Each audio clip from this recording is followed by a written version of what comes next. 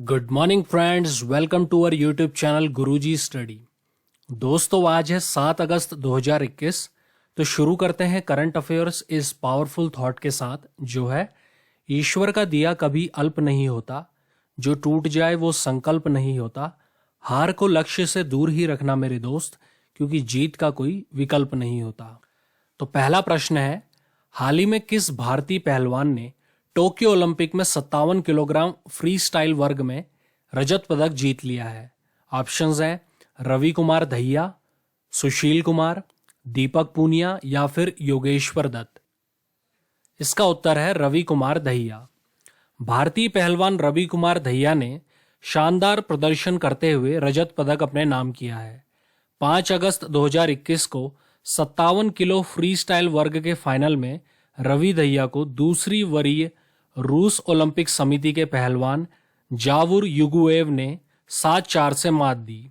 गौरतलब है कि ओलंपिक में सिर्फ अभिनव बिंद्रा ही व्यक्तिगत स्पर्धा में अब तक भारत के लिए गोल्ड जीत पाए हैं।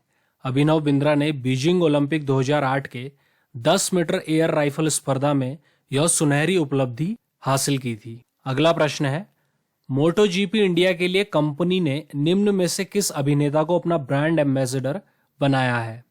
इसके ऑप्शंस हैं सलमान खान, जॉन अब्राहम, आमिर खान या फिर अजय देवगन। इसका उत्तर है जॉन अब्राहम। यूरोस्पोर्ट इंडिया और डिस्कवरी प्लस ने मोटर स्पोर्ट्स प्रोग्रामिंग में अपनी स्थिति को मजबूत करने के लिए अपनी मोटर स्पोर्ट प्रॉपर्टी मोटो जीपी के लिए मशहूर अभिनेता जॉन अब्राहम को अपना इंडिया एम्बेसडर बनाया है। जॉन खुद भी मोटो जीपी के फैन रहे हैं और अब वह यूरो स्पोर्ट के कैंपेन के जरिए भारत में बड़ी संख्या में दर्शकों तक मोटो जीपी का प्रचार करते हुए दिखाई देंगे। अगला प्रश्न है, अमेरिका ने चीन के साथ बढ़ते तनाव के बीच किस देश को पहली बार हथियार बेचने को मंजूरी दे दी है? ऑप्शंस हैं भारत, पाकिस्तान, जापान या फिर ताइवान। इसका उत्तर है ताइवान। अमेरिका ने चीन के साथ बढ़ते तनाव के बीच ताइवान को पहली बार हथियार बेचने को मंजूरी दे दी है। अमेरिकी विदेश विभाग ने ताइवान को 750 अरब डॉलर के हथियार समझौते की मंजूरी दी है। ताइवान के विदेश मंत्रालय ने कहा है कि यह निर्णय अमेरिकी सरकार की ताइवान के प्रति प्रतिबद्धता को दर्शाता है। अमेरिका ने यह फैसला ऐसे समय में किया है जब चीन और ताइवान के बीच तनाव बढ़ रहा है। अगला प्रश्न है, आईआईटी रुड़की ने किस राज्य के लिए भूकंप पूर्व चेतावनी मोबाइल ऐप लॉन्च किया है? ऑप्शंस हैं बिहार, दिल्ली, उत्तराखंड या फिर पंजाब। इसका उत्तर है उत्तराखंड। भारतीय प्रौद्योगिकी संस्थान रुड़की ने उत्तराखंड के लिए भूकंप पूर्व चेतावनी मोबाइल ऐप लॉन्च किया है। Earthquake early warning mobile app आपदा की शुरुआत के बारे में लोगों को सचेत करेगी। यह भूकंप की शुरुआत का पता लगा सकता है और राज्य में महत्वपूर्ण भूकंप आने से पहले चेतावनी जारी कर सकता है। यह मोबाइल ऐप प्रोजेक्ट उत्तराखंड राज्य आपदा प्रबंधन प्राधिकरण द्वारा प्रायोजित किया गया था। अगला प्रश्न है, निम्न में से किस देश के पर्वतारोही शहरोज काशिफ दुनिया की दूसरी सबसे ऊंची चोटी केटू के शिखर पर पहुंचने वाले दुनिया के सबसे कम उम्र के व्यक्ति बन गए हैं? ऑप्शंस हैं बांग्लादेश, पाकिस्तान, ईरान या फिर इराक। इसका उत्तर है पाकिस्तान। पाकिस्तानी पर्वतारोही शहरोज काशिफ दुनिया की दूसरी सबसे ऊंची चोटी केटू के शिखर पर पहुंचने वाले दुनिया के सबसे कम उम्र के व्यक्ति बन गए हैं।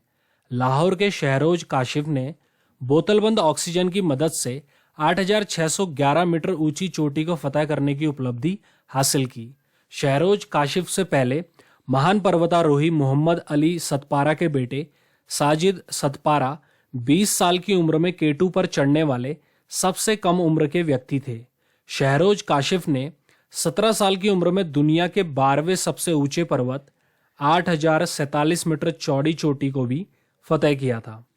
अगला प्रश्न है, आर्थिक मामलों की मंत्रिमंडलीय समिति ने स्कूली शिक्षा के लिए समग्र शिक्षा योजना को अगले कितने वर्षों तक जारी रखने की मंजूरी दे दी है?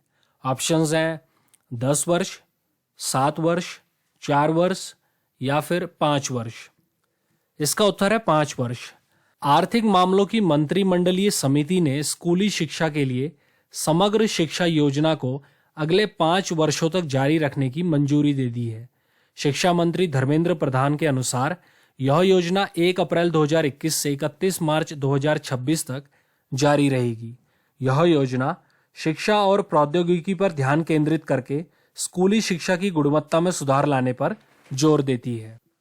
अगला प्रश्न है, हाल ही में किस मंत्रालय ने ई जेल परियोजना के लिए राज्यों और केंद्र शासित प्रदेशों को 99.49 करोड़ रुपए की वित्तीय सहायता प्रदान की है?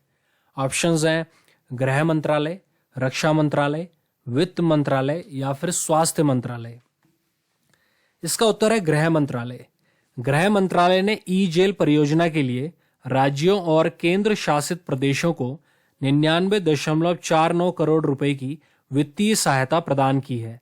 इस परियोजना का उद्देश्य देश की जेलों के कामकाज का कंप्यूटरीकरण करना है।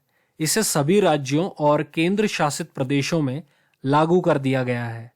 ई जेल एप्लीकेशन को राष्ट्रीय सूचना विज्ञान केंद्र, इलेक्ट्रॉनिक्स और आईटी मंत्रालय द्वारा विकसित किया गया है। अगला प्रश्न है, आरबीआई की मौद्रिक नीति समिति एमपीसी ने 6 अगस्त 2021 को रिवर्स रेपो रेट को कितने प्रतिशत पर बरकरार रखने का फैसला किया है? ऑप्शंस है 5.35%, 3.35%, 4.35% या फिर 2.35%। इसका उत्तर है 3.35%। आरबीआई की मौद्रिक नीति समिति एमपीसी ने शुक्रवार को रेपो रेट को 4% के निम्नतम स्तर पर और रिवर्स रेपो रेट को 3.35% पर बरकरार रखने का फैसला किया। जून 2021 में हुई एमपीसी की पिछली बैठक में भी रेट्स में कोई बदलाव नहीं किए गए थे। आरबीआई ने लगातार 7वीं बार रेपो रेट में कोई बदलाव नहीं किया है। अगला प्रश्न है, श्री राम जन्मभूमि तीर्थ क्षेत्र ट्रस्ट ने कब से श्रद्धालुओं को राम मंदिर में आराध्य रामलला के दर्शन करने की अनुमति दे दी है? ऑप्शंस हैं जनवरी 2023, मार्च 2023, अगस्त 2023 या फिर दिसंबर 2023। इसका उत्तर है दिसंबर 2023। श्री राम जन्मभूमि तीर्थ क्षेत्र ट्रस्ट ने हाल ही में घोषणा की है कि दिसंबर 2023 से राम मंदिर में श्रद्धालु अपने आराध्य रामलला का दर्शन कर सकेंगे। यह मंदिर 110 एकड़ में बनाया जा रहा है। पूरे राम मंदिर कॉम्प्लेक्स के निर्माण में 900 से 1000 करोड़ रुपए का खर्च आएगा और यह प्रोजेक्ट 2025 तक पूरा होगा। तो दोस्तों, आज के लिए बस इतना ही। अगर आप ऐसे ही करंट अफेयर्स से अपडेट होना चाहते हैं तो हमारे चैनल गुरुजी स्टडी को सब्सक्राइब कीजिए। धन्यवाद।